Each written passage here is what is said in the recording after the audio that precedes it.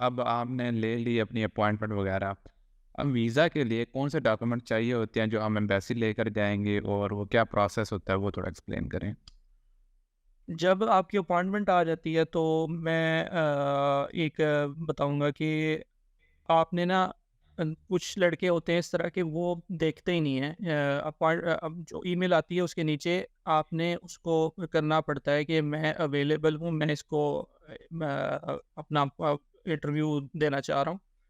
तो वो आपने ज़रूर जो है वो करना है, वरना आपकी जो इंटरव्यू स्लॉट है वो ज़ाया हो जाएगा। सबसे पहले तो आपने ये करना है अगर आपकी अपॉइंटमेंट आ गई है। अपॉइंटमेंट आने के बाद आपने डायरेक्टली चले जाना है जर्मन एम्बेसी इस्लामाबाद की वेबसाइट पे। वहाँ पे एक सेक्शन होगा, उस पे सारे जितने भी अगर आप स्टूडेंट हैं, तो स्टूडेंट के लिए जितने भी डॉक्यूमेंट्स रिक्वायरमेंट हैं लाइक आपका एप्लीकेशन फॉर्म हो गया, आपका एडमिशन लेटर हो गया, आपके एजुकेशनल सर्टिफिकेट्स हो गए, आइल्स हो गया और उसके बाद आपका आता है स्पॉन्सर की तरफ से। स्पॉन्सर में 2 पार्ट्स होते हैं। पहला ये होता है कि आपका अगर कोई सैलरीड पर्सन है, उसके लिए जो डॉक्यूमेंट्स होते हैं वो अलग से होते हैं।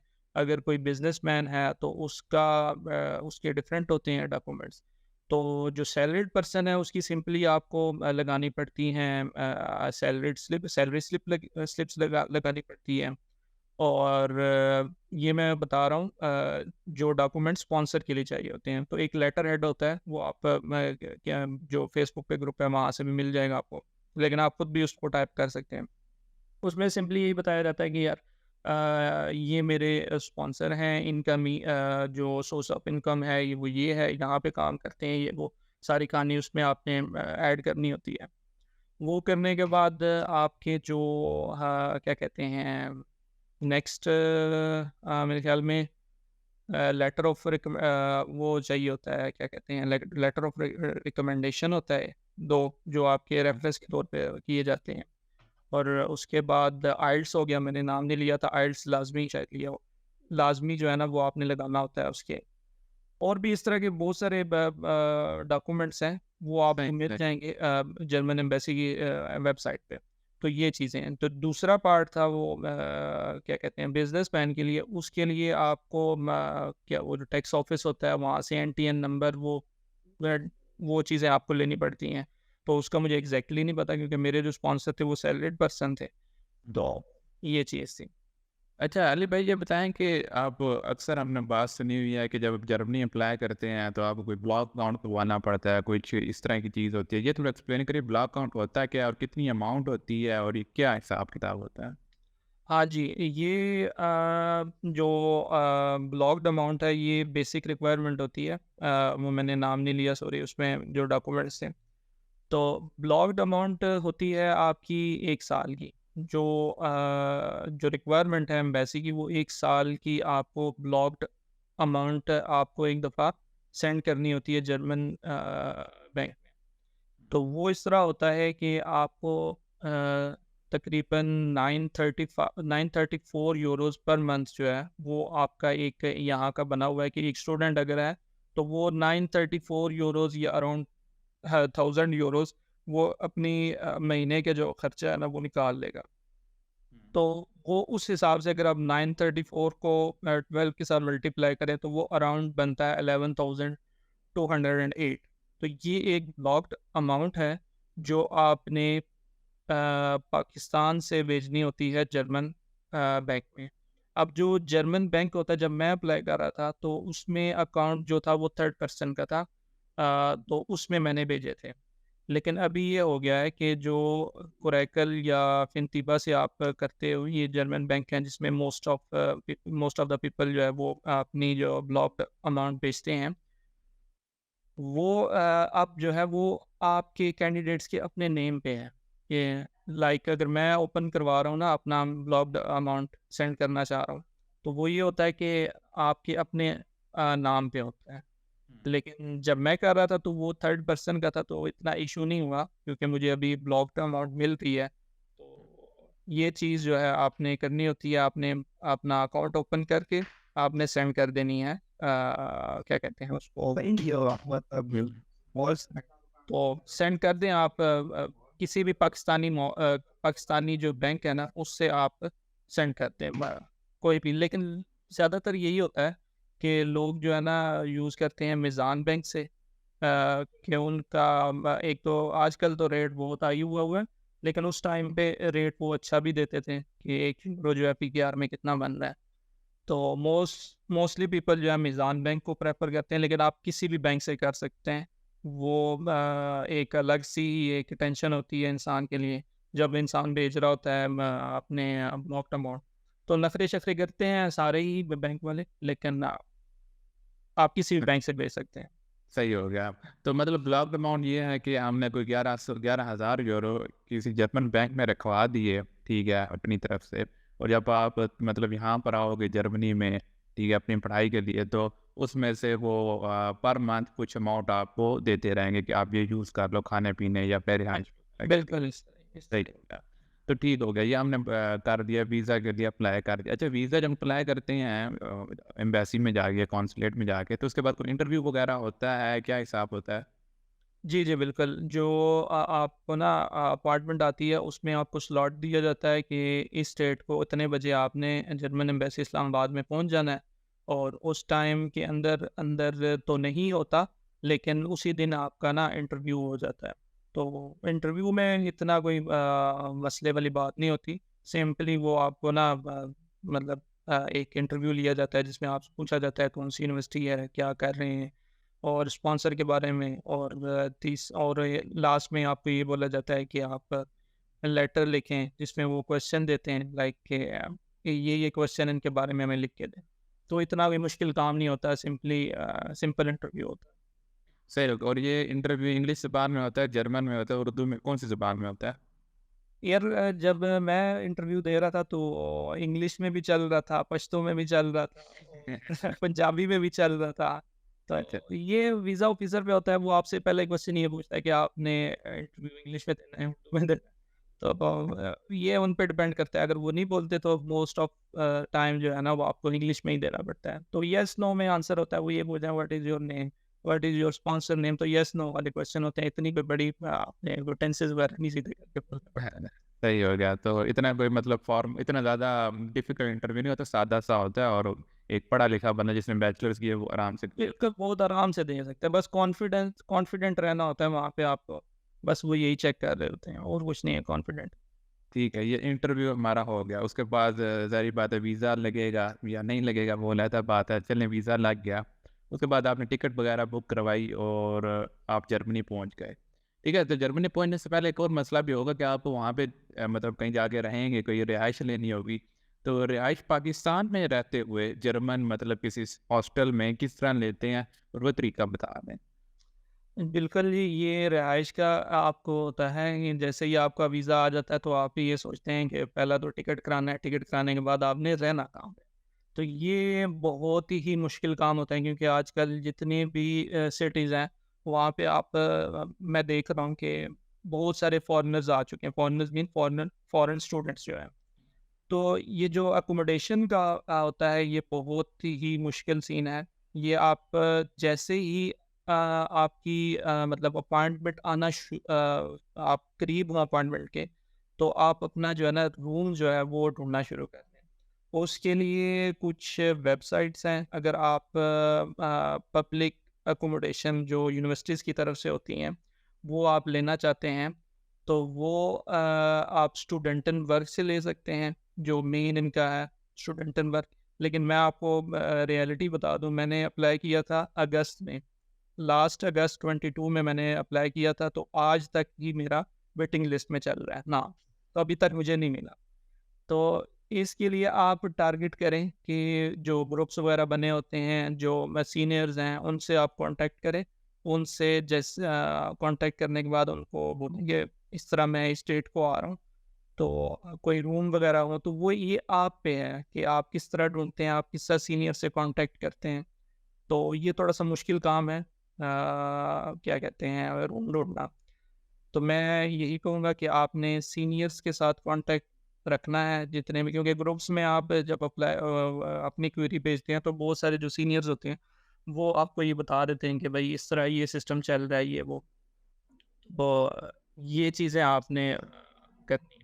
सही हो गया। तो आप जो जिन ग्रुप्स का ज़िक्र कर रहे हैं, ठीक है, तो इनके जो लिंक्स वगैरह हैं, वो मैं नीचे दे दूँगा और स्क्रीन पे भी चला दूँगा, ताकि जो ये ज़िक्र कर रहे हैं, तो उसका लोगों को अंदाज़ा हो जाए कि कौन-कौन से बिल्कुल, फेसबुक बिल्कुल, हाँ, पे भी है, बिल्कुल। ताकि उनकी हेल्प हो जाए। अच्छा, ये बताएँ कि हम आगे जर्मनी पहुँच गए, ठीक है, जर्मनी पहुँच के आप बाकी जो एडमिनिस्ट्रेटिव प्रोसेस है, उस पे हम एक और वीडियो बना लेंगे, ताकि ये वीडियो ज़्यादा लंबी ना हो जाए। तो अभी हम जनरल सी बातें कर लेते हैं कि जर्मनी में पहुँच गया या कोई लड़का पहुँच गया, तो उसके बताएँ कि जनरल अखराजात कितने होते हैं, मतलब 1 महीने के इतने पैसे खर्च हो जाते हैं और इतने वो घर भेज सकता है। तो थोड़ा-सा ब्रेक डाउन करके बताएँ कि एक स्टूडेंट क्या एक्सपेक्ट करे जर्मनी आने से पहले? बिल्कुल, हाँ, जो मैंने आपको बताया था ना, ब्लॉक्ड अमाउंट की जो पर मंथ जो इंस्टॉलमेंट आती है, तो वो 934 है। तो अराउंड आपका ना 900 से लेकर 950 तक ना आपकी ये एक थ्रेशोल्ड है, तो इतना आपका लग जाता है। लेकिन इसमें भी आप, अगर आप क्या क्या जिस तरह आपने पूछा कि आप घर भेज सकते हो, क्योंकि हर बंदे का यही होता है कि यार अब कमा रहा हूँ तो घर भी भेजो। तो उसमें ये मेन जो फैक्टर होता है ना, वो आपका अकोमोडेशन का होता है। अगर आपके अकोमोडेशन का रेंट कम है ना, कम मतलब कि जिस तरह मैं जहाँ पे रह रहा हूँ, तो मेरा जो है वो 290 है, 290 यूरोज़ पर मंथ है। तो मेरा तकरीबन खर्चा जो टोटल आ जाता है 1 महीने का, वो 600 से 650 तक जो है ना मैं कर लेता हूँ। तो बाकी जो है वो जो होती है, जिस तरह मैंने बताया कि 900 से 950 तक इंसान जो है वो अर्न भी कर सकता है। जो इंस्टॉलमेंट आती है वो इतना क्या कहते हैं, इतनी आपके पास एक मंथली जो है वो इनकम आ रही होती है।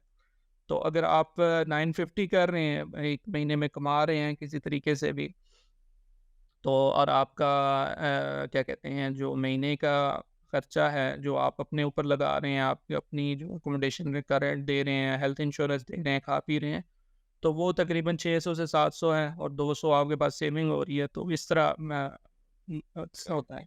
अगर आपका रेंट बहुत ज़्यादा है, जैसा यहाँ पे जो लोग हैं वो 400 से 450 दे रहे हैं, तो उनका मेरा नहीं ख्याल कि उनके पास कोई सेविंग होती होगी। लेकिन मे बी कर लेते हो, ये तो पर्सन पर्सन है। ठीक, ठीक। और ये मैं बताते चलूँ कि जो अखराजात होते हैं, ये बंदे टू बंदे वैरी कर रहे होते हैं, तो ये बंदा कोई स्ट्रेट फॉरवर्ड आंसर नहीं दे सकता। इसलिए भाई कह रहे हैं कि इनका 600-700 लग जाता है। तो अब हो सकता है कोई बंदा उसका 1200-1300 लग रहा हो, वो बंदे टू बंदा वैरी करता हो, तो पार्टी-शार्टी करता रहता है और उसका बिल्कुल, ऐसे ही है, ऐसे ही है। और जर्मनी में जबकि जर्मनी की नाम बात करें, मतलब कि ओवरऑल यूरोप या किसी भी बाहर मुल्क आप रहते हैं, तो मेजर खर्चा रेंट होता है, ठीक है। रेंट अब जैसे स्टूडेंट की बात करें, स्टूडेंट हॉस्टल्स की, तो ये 290 पे कर रहे हैं। जब मैं था रोस्टक में, तो उधर मेरा था 250, 250 था किराया। और बाकी ऊपर खाने पीने का खर्चा हो जाता था, खाने पीने का रफली 200 लगा लो, ठीक है, तो 250 जमा 2 450 हो जाता था। बाकी इनकी असल में हेल्थ इंश्योरेंस होती है। अली भाई, आपकी हेल्थ इंश्योरेंस मंथली कितनी होती है? मेरी 120 यूरो है। ठीक है, तो इनकी असल में हेल्थ इंश्योरेंस है, तो 120 मज़ीद ऐड कर लेना। जबकि जब मैं था, तो मेरी असल में स्कॉलरशिप से कवर्ड होती थी, तो इस वजह से हेल्थ इंश्योरेंस का चक्कर नहीं होता था, तो उधर से मुझे पैसे बच जाते थे।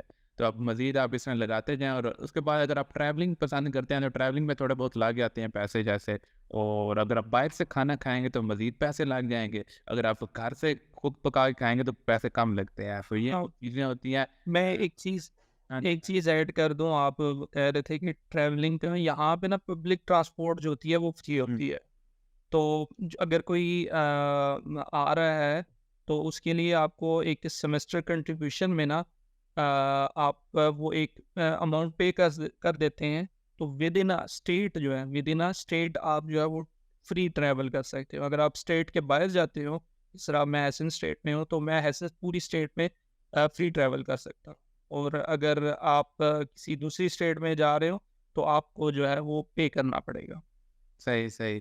तो हाँ, ये बात भी है, क्योंकि अब अक्सर हम जर्मनी में पाकिस्तान से बैठ के सोचते हैं कि जर्मनी में एजुकेशन फ्री होती है, लेकिन ये बात नहीं है फ्री। आपने ना तकरीबन कोई 200-220 यूरो ना पर सेमेस्टर आपने पे करना होता है, और वो जो 200-220 है, वो यूनिवर्सिटी को डायरेक्ट नहीं जा रहा होता है। वो होता यूँ है कि उसमें से कुछ हिस्सा आपको फ्री ट्रांसपोर्ट में मिल जाता है, और कुछ हिस्सा इनकी कोई स्टूडेंट यूनियन होती है, उसको चला जाता है असल में। तो होता है एंड में फ्री है, लेकिन इस तरह नहीं होता कि बिल्कुल ही आप फ्री पढ़ रहे हो, आपने कुछ पैसे देने होते हैं, मतलब 200-220 यूरो पर सेमेस्टर के हिसाब से कुछ हिसाब होता है। ठीक है अली भाई, हम यहाँ तक पहुँच गए कि हम जर्मनी में खर्चे हो गए। अच्छा ये बताएँगे साइड जॉब्स आप कर सकते हैं जर्मनी में एज़ अ स्टूडेंट, और कर सकते हैं तो कितना पर आवर रेट होता है आपको मिल सकता है, और किस नौइयत की साइड जॉब्स होती हैं ये बता दें? हाँ, यहाँ पे जो स्टूडेंट्स के लिए होता है वो 20 आवर्स पर वीक आप अपने यूटिलाइज कर सकते हो, और पर मंथ देखा जाए तो 80 hours per week, sorry per month जो है आपके पास होते हैं, आप उसमें आप काम कर सकते हैं। बाकी जॉब्स का जो होता है ना कि वो आपकी सिटी पे डिपेंड करता है कि अगर आप ना बड़ी सिटी में रह रहे हैं तो आपको जॉब्स जो हैं वो अच्छी मिल जाती हैं। अच्छी से मुराद की उनकी जो डेली वेजेस होती हैं वो अच्छी मिल जाती है। अब जिस तरह डार्मस्टेड और डीबुर्ग और फ्रैंकफर्ट है, तो इन तीनों सिटीज़ में जो है वो जो जॉब्स होती हैं वो फ्रैंकफर्ट में ज़्यादा हैं, और फ्रैंकफर्ट में ज़्यादा इस तरह है कि आपको अपॉर्चुनिटीज़ ज़्यादा हैं, और अपॉर्चुनिटीज़ के साथ-साथ उनकी जो डेली वेजेस हैं वो आप 14 से लेकर 16 तक भी जाती हैं। हुँ। तो अब जॉब्स किस तरह की मिलती हैं, वो ये होता है कि ज़्यादातर होती हैं आपकी फूड डिलीवरी की होती है, जिसमें ये लिफरेंडो, वोल्ट हो गया, बाकी फ्लिंक हो गया। इनकी जो फूड डिलीवरी की जॉब है वो बेस्ट है। तो इनसे अगर किसी को मिल जाती है फूड डिलीवरी की, तो वो तकरीबन 1400 से 1500 यूरो तक कमा लेता है अगर वो फ्रैंकफर्ट में रह रहा है। तो अच्छा। इसके बाद जो आ जाती हैं वो वेयर हाउस की होती हैं। वेयर हाउस में ये नहीं होता कि आपको कुछ चीज़ें करते हैं जिस तरह पाकिस्तानी जो बना हुआ है वेयर हाउस, तो इस तरह नहीं होता। बाकी सारी मशीन्स लगी होती हैं, तो वहाँ पे भी आप काम कर सकते हो, और जिसमें अमेज़न जो है वो हाँ, बेस्ट है। और उसके बाद और भी होती हैं, जैसे ज़ेन जॉब है, एक एप्लीकेशन है, उसके थ्रू आपको डेली बेसिस पे मिल जाती हैं। लाइक आप किसी मॉल में चले गए हो, वहाँ पे सिक्योरिटी की है, या आप किसी शॉप पे चले गए हो, वहाँ पे आपको कुछ सॉर्टेशन का काम दे देंगे। तो अपॉर्चुनिटीज़ अगर यहाँ पे एक बंदा आ गया है तो उसके लिए बहुत ज़्यादा होती हैं कि वो अपने तौर पे कमाना शुरू कर देता है। तो लेकिन जब आप जर्मनी आ गए हैं, जर्मनी आने के 1 महीने बाद आप जो है ये काम अपना स्टार्ट कर देते हो, क्योंकि उसमें आपको और चीज़ें भी करानी पड़ती हैं, सिटी रजिस्ट्रेशन, बैंक अकाउंट, ये सारी चीज़ें जो है ना एक प्रोसीजर है। इससे आप गो थ्रू हो जाते हो, फिर आप जॉब्स के लिए एप्लीकेबल हो जाते हो। सही हो गया। अच्छा ये थोड़ा-सा बता दें कि ये जो आप बता रहे थे कि 900 कमा लेते हैं या 1200 या 1300 जितना भी कमा लेता है एक स्टूडेंट, ये टैक्स इसमें मतलब लगता है, नहीं लगता, ये बता दें? जो होता है स्टूडेंट के लिए ना वो बहुत कम होता है, कि अगर आप जिस तरह मेरी पे आई थी तो तकरीबन 950 ओवरऑल बन रहा था, तो मुझे उन्होंने जो अकाउंट में आई थी वो 930 920 के अराउंड जो है वो मुझे भेजी थी। लेकिन इसका भी होता है कि आप ना साल 1 ईयर बाद अपना टैक्स रिटर्न जो है वो फाइल कर सकते हो। तो ये एक डिफरेंट प्रोसीजर है, मुझे अभी खुद नहीं पता, लेकिन इस तरह होता है कि अगर आपको टैक्स स्टूडेंट को एक को लगा है तो वो भी रिटर्न हो जाता है। तो वक्तन आपको कुछ यूरोज आपके डिडक्ट होते हैं, लेकिन बहुत कम होते हैं, तो वो आप पे इतना उस पर असर नहीं पड़ता आपकी जो है अखराजात पे। सही हो गया। और मतलब ये आपकी साइड जॉब वगैरह हो गई, और उसके बाद एक और बात थी कि मतलब लॉन्ग टर्म के लिए जर्मनी कैसा, वो मैं पहले अपनी वीडियो में एक्सप्लेन कर चुका हूँ कि लॉन्ग टर्म में जब आप अपनी अपनी डिग्री कंप्लीट करते हैं मास्टर्स की, तो उसके बाद आपको ना तकरीबन 1.5 साल का ना वर्क वीज़ा या वर्क सर्च वीज़ा आपसे कहते हैं, जॉब सर्च वीज़ा जो आपको मिल जाता है। तो आप मतलब 18 महीने जॉब सर्च कर सकते हैं, और अमूमन लग जाती है आपकी जॉब 18 महीने के विद इन ही लग जाती है। तो जॉब लग जाती है तो उसके बाद आपको ना मतलब इसको कहते हैं कि जॉब अगर एक ख़ास नौइयत की तनख्वाह से ज़्यादा लगी है, मतलब आपके पास मेरे ख्याल में इंजीनियरिंग में 43,000 यूरो या 45,000 यूरो पर ईयर से ज़्यादा की लगी है, तो उसमें आपको ब्लू कार्ड पे आप ट्रांसफ़र हो जाते हो। तो ब्लू कार्ड आपको मिल जाता है, और ब्लू कार्ड का ये होता है कि आप अगर 21 महीने ब्लू कार्ड पे रहे हैं और आपको लैंग्वेज B1 आती है जर्मन, तो आपको क्या मिल जाता है अली भाई, उसको क्या कहते हैं, PR। ए और जो कि लोगों का एक मतलब गोल होता है कि जर्मन पीआर लेनी है, नेशनैलिटी लेनी है। अभी मैं आपको बता दूँ कि अभी यहाँ पे एक रूल पास हुआ है, जिसमें रिसेंटली हुआ है, पिछले वीक हुआ है। उसमें ये है कि अगर आप 5 साल तक रहते हो जर्मनी में, तो आप पीआर के लिए अप्लाई कर सकते हो, कोई भी है। और अगर आप जल्दी लेना चाहते हो, तो उसके लिए है कि आप अगर 3 साल कंप्लीट हो गए हैं और जर्मन लैंग्वेज का आई थिंक बी1 है, हाँ, आई थिंक बी1 है। तो वो अगर आपके पास है उसका सर्टिफ़िकेट, तो आप 3 साल बाद भी जर्मन की जो है ना पीआर ले सकते हो। और ये क्योंकि अभी 3 साल हैं और ये जो 5 साल हैं, ये आप मतलब जॉब के दौरान काउंट कर रहे हो या किस तरह ये मतलब बस एज़ अ स्टूडेंट भी काउंट हो रहे होंगे? ये मेरे ख़्याल से ना अभी कुछ इसकी एग्ज़ैक्टली जो इन्फॉर्मेशन वो नहीं आई, लेकिन जो इन्फॉर्मेशन है इसके बारे में पीआर की, वो 5 साल है। अभी ये मुझे कन्फर्म करना पड़ेगा कि वो स्टूडेंट की उसकी जो ईयर्स हैं वो भी काउंट हो रही हैं, जॉब के हो रहे हैं। तो ये एग्ज़ैक्टली मुझे नहीं पता। सही, सही। वो जो मैं बता रहा था यूजुअली लोग यही करते हैं कि पहले स्टडी करते हैं, फिर उसके बाद जॉब लेते हैं, जॉब लेने के बाद वो ब्लू कार्ड मिलता है, ब्लू कार्ड पे 21 महीने लैंग्वेज के साथ हैं, अगर लैंग्वेज नहीं है तो वो फिर कोई 33-34 महीने शायद बन जाते हैं। अगर आपको मतलब बी1 जर्मन नहीं आती तो 33-34 महीने आपने ब्लू कार्ड पे रहना है, अपनी जॉब करते रहना और उसके बाद आपको पीआर मिल जाती है। तो ये लोगों का अल्टीमेट गोल होता है कि जो जर्मनी आते हैं अपनी स्टडीज़ के लिए। तो यहाँ पे हम वीडियो को थोड़ा रैप अप करेंगे, काफ़ी लंबी भी होगी और अली भाई का बहुत-बहुत शुक्रिया आप ये अदा करेंगे कि इन्होंने नहीं, इतना नहीं, नहीं, वक़्त दिया हमें। मेहरबानी तो आपकी है सरकार। असल में अली भाई हमारे साथ पढ़ते थे कॉलेज में और वो कॉलेज था पिंडी में सर सैयद कॉलेज था हाँ, माल रोड पर। वेरी ठीक गुड। है और आपके मतलब बड़ी प्राइम जगह पे कॉलेज था और सरकारी कॉलेज था, बड़ा अच्छा कॉलेज, नाइस कॉलेज था, बड़े अच्छे-अच्छे वहाँ से लोग मतलब मिले मुझे और ये उनमें से एक थे हाफ़िज़ अली मुदस्सिर सईद राजा, इनका नाम मैंने सुना होता था कि ये किसी फॉर्म पे पूरा नहीं आता था। बिल्कुल, अभी भी नहीं आता। अभी भी नहीं आता, ठीक है? तो इस तरह तो वहाँ पे हमें मिले और बड़े मतलब नाइस और अच्छे बंदे और अभी जर्मनी आ चुके हैं और अल्लाह इनको मतलब मज़ीद आगे लेकर जाए, मतलब जर्मनी से आमीन, आमीन। चाँद पे पहुँचा दे, वो चंद्रयान के साथ जो पहुँच जाएँ उधर और पाकिस्तान का नाम रोशन करें और इंशाल्लाह। इसके साथ वीडियो का इख्तिताम करते हैं। आपका देखने का बहुत-बहुत शुक्रिया और अल्लाह हाफ़िज़।